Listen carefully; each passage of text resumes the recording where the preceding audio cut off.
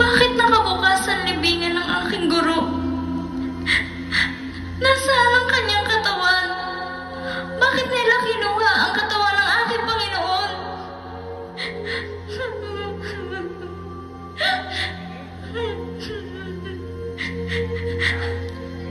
Babae, bakit ka umiiyak?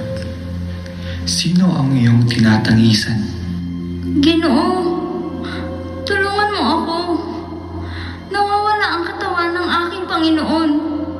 Hindi ko alam kung sino ang kumuha at kung saan siya dinala.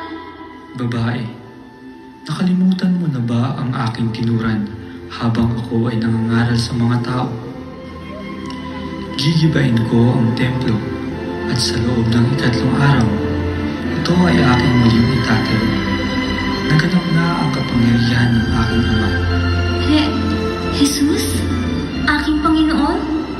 Huwag mo muna akong hawakan, sapagkat hindi pa ako nakakaakyat sa langit. Natahanan ng aking Ama, na inyong Ama, aking Diyos, na siya rin inyong Diyos. Humayo ka at sabihin mo sa aking mga kapatid ang iyong nasaksihan. Magtungo kayo sa Galilea at doon ninyo ako matatagpuan.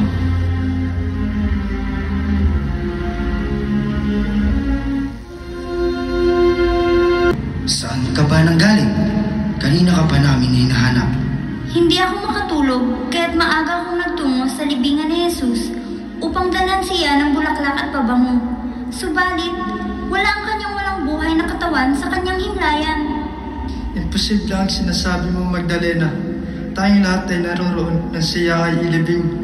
Mahal na ina, totoo ang sinasabi ko. Maniwala kayo sa akin. Naganap na ang kanyang sinabi sa inyo na kanyang gigibain ang templo at muli itong itatayo sa loob ng 3 araw. Ngayon ay 3 araw mula nang siya ay namatay.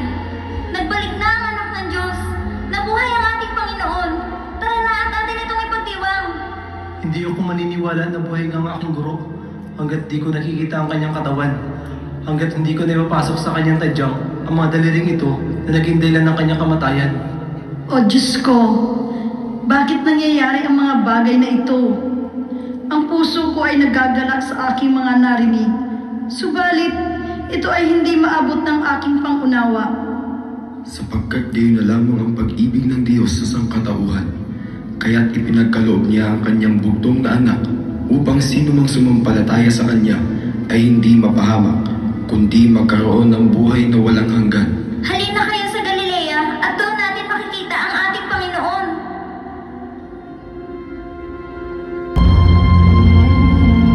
Humina na ba ang inyong pananalig sa kapangyarihan ng aking Ama na nasa langit? Nakalimutan na ba ninyo ang aking tinuran na ako'y magbabalik pagkatapos ng 3 araw mula sa aking kamatayan? Nawa ang inyong pananampalataya sa Diyos ay maging sinibigat ng balahibo na inaduyan ng hangin doon sa himpapawid. Panginoon, ikaw nga, patawarin mo ako, aking Panginoon, sa pag-iisip na hindi maaaring mangyari ang iyong tinuran. Mula sa araw na ito, sa aking pag-akyat sa tahanan ng aking Ama, iniiwan ko sa inyo ang pagpapalaganap ng mabuting balita mula sa Amang nasa langit. Patuloy kayong magpakatatag at manatiling matibay ang pananampalataya. Magmahalan kayo at gawing sandigan ang isa't isa. Ako sa inyo'y gagabay mula sa kanan ng Ama. Sa bawat inyong paglalakbay, ako ay inyong makakasama. Maging tulay kayo sa pagbabalik loob ng sanlibutan sa Amang makapangyarihan. Pag-isahin ang mga bansa sa pamamagitan ng pananampalataya. Humayo kayo sa ngalan ng Ama, ng Anak, at ng Espiritu Santo, ngayon, bukas, at magpasawalang hanggan.